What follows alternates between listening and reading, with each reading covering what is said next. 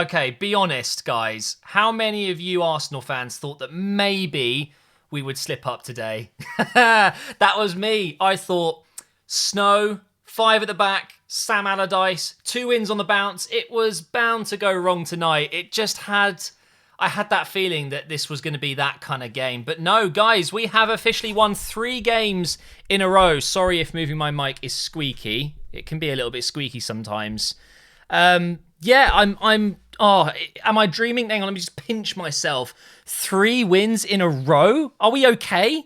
Is everything okay? 3 points off Chelsea, although they've got a game in hand. But that just goes to show how big that game against Chelsea was, to win that and then to win and then win again. Like, oh man, 3 games. What a difference it can make. Where do we begin? Tierney. Let's start with Tierney. My God, this guy. It's like the snow reinvigorated the team, especially Tierney, because, I mean, he was born in the snow up in Scotland. You see him warming up. All the players are wearing like full-on jumpers and scarves, and they're covering their whole face, and he's out there in his shirt with his socks tucked downwards. Like, what the hell, man? And what a game. Clearly, we need to play in the cold more. Tierney was undoubtedly man of the match today, even though Lacazette scored 2 and Saka was impressive. Smith-Rowe was really impressive. It was all about Tierney tonight. So, best left back in the league, I wouldn't go that far, especially when you've got players like Robertson and even players like Digne at Everton and Reguilon at Tottenham's looking pretty good, although he's an idiot. I've seen the pictures over Christmas with those Tottenham players. Let's name and shame them, shall we? Reguilon, Lamela, Lo Celso, and even Lanzini from West Ham was in this Christmas image, breaking the restrictions in the UK. F you guys, man. F you guys. That sucks. I really, really didn't like to see that. But anyway, back on to nicer things. A 4-0 win and Tierney with a man-of-the-match performance. His goal, the opening goal of the game. I mean, I could sit here and describe it to you guys, but it's pointless. Go and watch it. He basically runs through a player into the box and hits it with his right foot into the top corner. It's beautiful. But the second goal, I think, eclipses all of the goals. Honestly, that second goal, that's going to win our goal of the month, I think. Maybe even our goal of the season at this rate. When I say he, I mean all of them. All of the players involved. The tiki-taka, the 1-2s, the triangles, the telekinesis. They knew exactly where each other was, and it's beautiful. And I'm so glad that Saka was on the end of it. Another fantastic performance from him. But in the build-up, it was all about Smith-Rowe. And again, Smith-Rowe proving that maybe he's the answer to this offensive midfielder that we're looking for. I don't know if signing someone in that position is actually the best idea now, because why not just give Smith-Rowe a go? I don't know, man. It's probably not great to not sign someone in that position, because at this level, you need good backup options, and Smith-Rowe is still very young. He could easily go a few games without making an impact at all.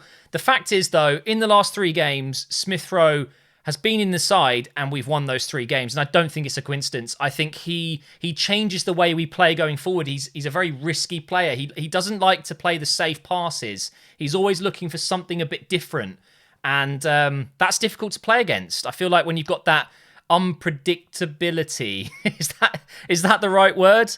I think sometimes we've been guilty of playing such a typical and normal system over the years at this club that clubs just begin to learn what you do, and they match it. They can combat it. And since Arteta's come in, we have improved massively when it comes to adjusting the tactics based on who we're playing.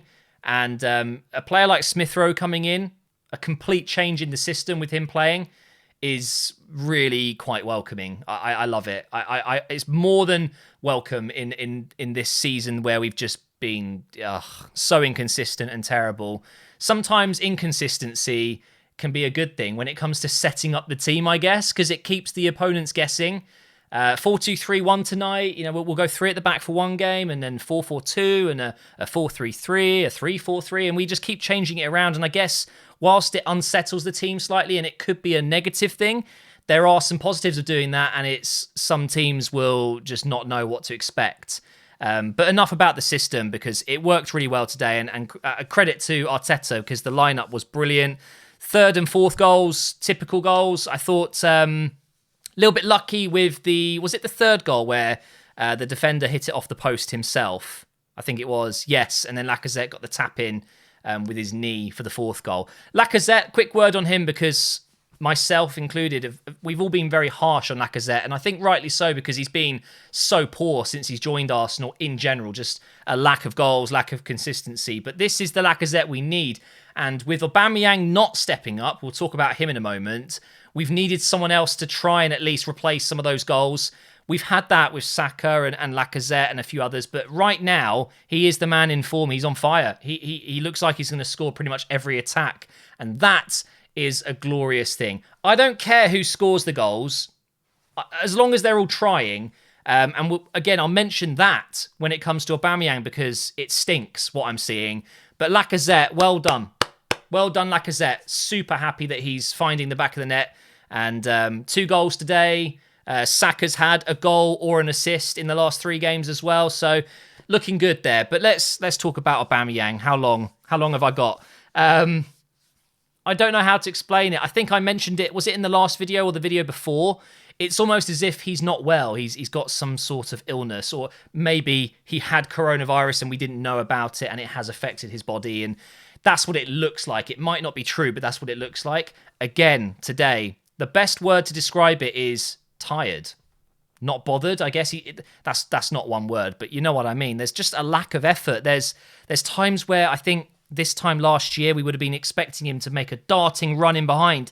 And he just stops. He just stops and stares, and he wants the ball to his feet instead of in behind. And that's really quite alarming. I find that alarming, because that's not what Aubameyang is.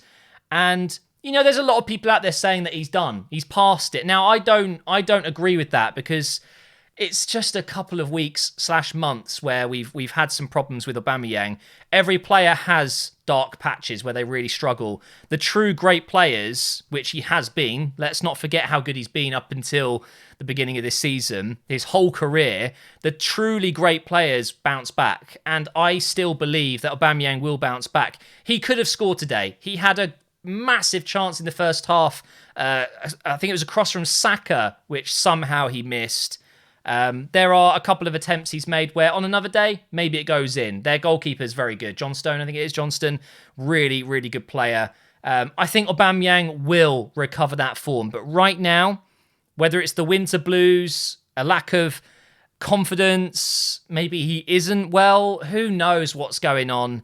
But since he signed the Ting, it's gone downhill. And it's very, very alarming, because yeah, it's no coincidence that as soon as he stopped scoring, we stopped winning. And do you know what, though? Today, I honestly believe that Martinelli, he didn't start. Was Martinelli on the bench? Let me just double check in my... where is he? Yeah, so he was on the bench, you can see here. If Martinelli started today, would we have been any worse off? Absolutely not. Would we have been better off? I probably would put money on us scoring more goals today if Martinelli started. I feel like genuinely we've almost hit that part where you're kind of saying, why are we playing Aubameyang? And that's mental to me. I shouldn't be saying that. Why are we playing Aubameyang over Martinelli? What? Where's that come from? You would have thought you're mad saying that 6 months ago. But honestly, that's where we are. I think Aubameyang, honestly, you know, he's been so good for us. We would never be able to drop him. But at this point in time, we might genuinely be better off without him right now, because he's not scoring goals and he's just a passenger on that left side. And it's kind of the same with Pepe. Would we have been better off with Pepe in the side today? Because that means Saka wouldn't have been on the right side. And I think genuinely he's playing very well there, better than Pepe does. Saka, and I've said this in my stream today, thank you to everyone who came out, link in the description, make sure you follow. Saka is the best young player, English young player, in the Premier League right now. Right at this point, I can't name a better young English player that's consistently playing better than Saka. And whilst it's unfair to compare him to some of the other players that are playing less minutes or whatever, I still believe that to shine this brightly in a team that's been struggling so much, is not easy. There's no way that Saka, if he was playing for Liverpool, would be getting this much. Maybe he would. It's much easier to shine in a bigger team that's winning games constantly. When you're looking this good and this promising and you're this important to a team while they're struggling, I think that says a lot about Saka. I can't name a better young English player right now in the last few weeks.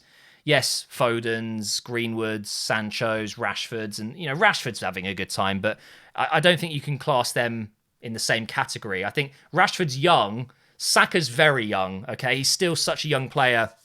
So impressed with him. Leno, fantastic. Mari, fantastic.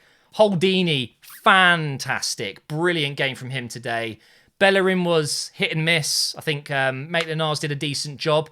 And one last thing I should say, because I feel like I've mentioned everyone except from maybe Xhaka and Ceballos, who had a good game. Willian came on and got a shot on target and genuinely did more in his 20-minute cameo than Aubameyang did in the entire game. So credit to Willian, who actually looked pretty good. But after all, guys, you've got to remember, this was against West Brom. So let's not get ahead of ourselves. It is 3 wins from 3. We are now into 11th place, I believe. In fact, I will go ahead and bring up the standings right now so you can see. Actually, hang on. Oh, no, I'm on the wrong one.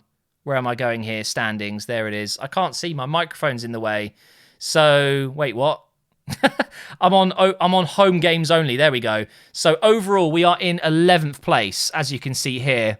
Based on home form, we're 15th. And based on away form, or, away games, we'd be 7th after that.